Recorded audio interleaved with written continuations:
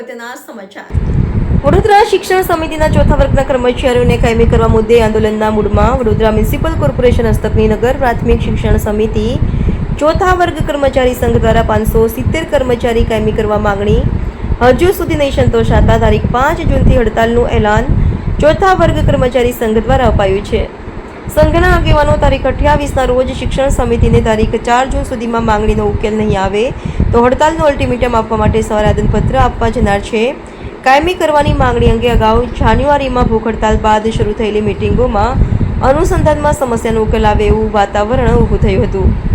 કર્મચારી સંઘ અને કોર્પોરેશનના વકીલો વચ્ચે બેઠક પણ થઈ હતી. સંઘ દ્વારા સમાધાનની જે ફોર્મ્યુલા મૂકવામાં આવી હતી તેના આધારે બંને પક્ષે એક ડ્રાફ્ટ તૈયાર કરીને હાઈકોર્ટમાં રજૂ કર્યા બાદ કેસ પરત લેવા અંગે વિચાર કરવામાં આવ્યો હતો.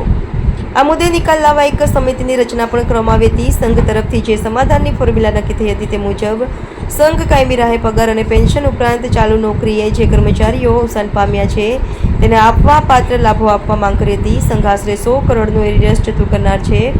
આશરે 313 કર્મચારીઓને પેન્શન, 115 કર્મચારીને પગાર ઉપરાંત પેન્શન તેમજ મૃત્યુ પામેલા કર્મચારીઓને મળવાપાત્ર લાભ આપવાના થાય છે.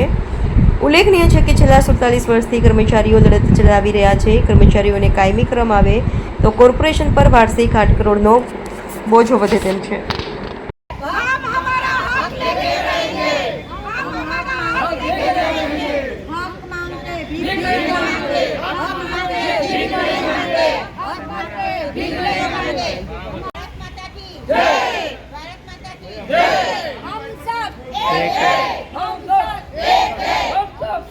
દુઃખદ વાત છે, પણ જે કામ કરવાનું છે એ કરવાનું છે ને એના માટે કમિટીની રચના આપણે કોર્પોરેશનમાં મારા આવ્યા પછી એટલે મારા ચેરમેન બન્યા પછી થઈ.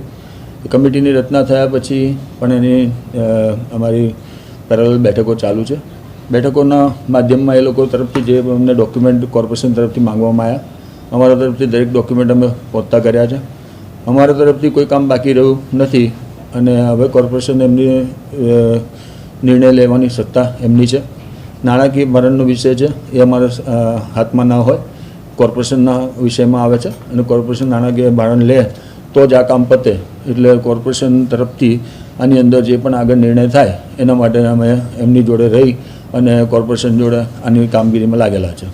ચેરમેનશ્રી, તેઓનો આક્ષેપ છે કે તમે જે કાગળિયા છે ત્યાં નથી, સંકલન નથી કરતા, તેવો આક્ષેપો કરેલા છે. ના, કાગળિયા કોઈ પણ બાકી હોય તો મને કોઈ કહી શકે છે, પણ કોઈ પણ કાગળ મારા તરફથી બાકી રહેતું નથી અને કોઈ પણ કાગળ અમને કોર્પોરેશન માંગ્યું અને અમે ના આપ્યું એવું બન્યું નથી. બીજો વિષય કે જે બી કાગળિયા અમે આપીએ છીએ એ કાગળિયા બધા જ ચોથા વર્ગના પ્રમુખ નિલેશભાઈ રાજના માધ્યમથી એમને બતાવીને એમને સમજાયા, એમની જોડે રહીને એમના સંકલન કરીને જ અમે આપ્યા છે. એટલે એવું બી નથી કે અમે ડાયરેક્ટ કોઈ કાગળ અમે કોર્પોરેશનને પહોંચાડ્યું અને એ કાગળમાં અમે અમારા તરફથી કોઈ ડાયરેક્ટ ગતિવિધિ કરી હોય. એમને સાથે રાખીને ચોથા વર્ગના કર્મચારીના પ્રમુખને સાથે રાખીને એમની ટીમને સાથે રાખીને એ લોકોને બતાવીને જે કાગળિયા અમે પહોંચતા કરીએ છીએ અને જે કાગળિયામાં અમને કોઈ અડચણ હોય તો અમે એમને પૂછીને બી એ કાગળિયાની પૂરતા કરીએ છીએ. એટલે એવું કોઈ જગ્યાએ અમારા તરફથી હોતું નથી. પ્રમુખે જ આક્ષેપો કર્યા છે. પ્રમુખના આક્ષેપ ખોટા છે માનો છો?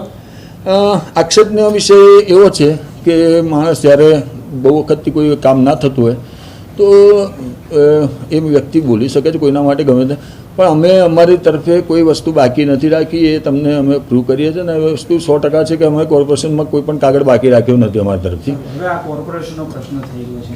આપણે આપણા કર્મચારીઓ માટે તો લડી છે, આપણે કોર્પોરેશનનો રજૂઆત. આ જે કર્મચારીઓ છે એ પોતાના મીડિયાના માધ્યમમાં આવીને ખોટી રીતે પ્રચાર કરી રહ્યા છે, કારણ કે આ તો પ્રોસેસ છે. હોઈ શકે છે કે આમાં કોઈ પ્રોસેસમાં એમને એવું બી હોય કે ભાઈ અમે મીડિયાના માધ્યમથી કહીશું તો વહેલું કામ વધશે એટલા માટે કરતા હોય. અને દરેક નાનો માણસ એ કરે આવું, એને જ્યારે કોઈ બી માણસ છે એનો ઘણા વર્ષોથી કામ અટકેલું હોય તો એ ગુસ્સામાં કંઈ બી કરે, કંઈ બી બોલે તો એનો બહુ માઇન્ડ પર નહીં લેવાય.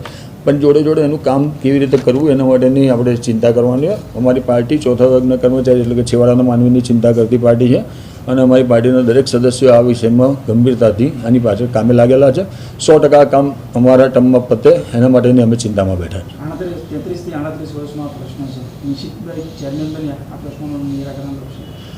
નિશ્ચિતભાઈ ચેરમેન બન્યા તો પ્રશ્નનું નિરાકરણ આવશે એવું નિશ્ચિતભાઈ તો ના કહી શકે, પણ નિશ્ચિતભાઈ એવું કહી શકે છે કે જે અમારી જવાબદારી છે જવાબદારીમાં નિશ્ચિતભાઈએ કાંઈ પાછું પડવાનું જરૂર નથી. નિશ્ચિતભાઈ આ કામગીરીમાં લાગેલા છે અમારી જવાબદારી છે, અમારે કામ કરવાનું છે અને એ કામ કરવા માટે અમે કચાશ નહીં રાખીએ.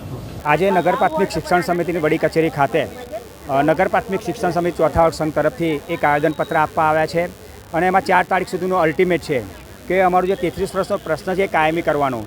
એનો હલ જો નહીં આવે ને તો અમે 5 તારીખથી અચોક્કસ મુદ્દતની હડતાલ પર ઉતરવાના છે અને હવે જે અમારી હડતાલ છે એ જ્યાં સુધી અમને કાયમી નહીં કરે, જે ચાલુ નોકરીવાળા કર્મચારીને પગાર નહીં આપે અને જે કર્મચારીઓ રિટાયર થઈ ગયા છે એમને પેન્શનનો લાભ નહીં આપે ત્યાં સુધી અમે આ હડતાલ સમેટવાના નથી. 1992માં જ્યારે 1 વર્ષનો પ્રોબેશન પીરિયડ આપવામાં આવ્યો ત્યારે 570 જેટલા કર્મચારી હતા. હવે ફરજ બચાવે છે ખાલી 105 કર્મચારી અને આગામી 4-5 વર્ષમાં એ કર્મચારી પણ નિવૃત્ત થઈ જવાના છે અને બીજા 80 થી 90 કર્મચારી ચાલુ નોકરીમાં એક્સપાયર થઈ ગયા છે, નિવૃત્ત પછી પણ એક્સપાયર થઈ ગયેલા છે અને 350-400 કર્મચારી જેવા તો નિવૃત્ત પણ થઈ ગયા છે. નિલેશ રાજ, ચોથા વર્ગ સંઘ પ્રમુખ. અમે અમારા હક માટે આવ્યા છે અહીંયા. અમે જાન્યુઆરીમાં બેઠા હતા ત્યારે અમને લખાણ આપ્યું અને કહ્યું કે અમે તમારું કામ પતાવી દઈશું, પેન્શન ચાલુ કરીશું. ચેરમેન, શાસના અધિકારી બેન બધાએ કહ્યું હતું અને પછી આજે 5 મહિના થયા હજુ કોઈ ઠેકાણું છે નહીં. એટલે એમણે લોલીપોપ જ હાથમાં આલી દીધો કે તમે જ્યારે હો ત્યારે અમારા નિલેશભાઈને સમજાવી દે અને આજે અમારે વેઠવાનું છે. આજે મારે કોઈ જ નથી. હું 1982માંથી નોકરી કરી છે, 150 રૂપિયા પગારમાં. આજે કઈ જગ્યા પર શેના માટે આવ્યા? અમે અમારા હક માટે આવ્યા, પેન્શન માટે. આવેદન માટે આવ્યા છો? હા, આજે આ પત્રક આપવાનું છે, આવેદન પત્રક આપવાનું છે અને આપ્યા પછી 4 દિવસની અંદર નહીં નિકાલ આવે તો 5 તારીખથી હડતાલ પર ઉતરવાના ફરી. ગૌરીબેન મગનલાલ વાઘેલા.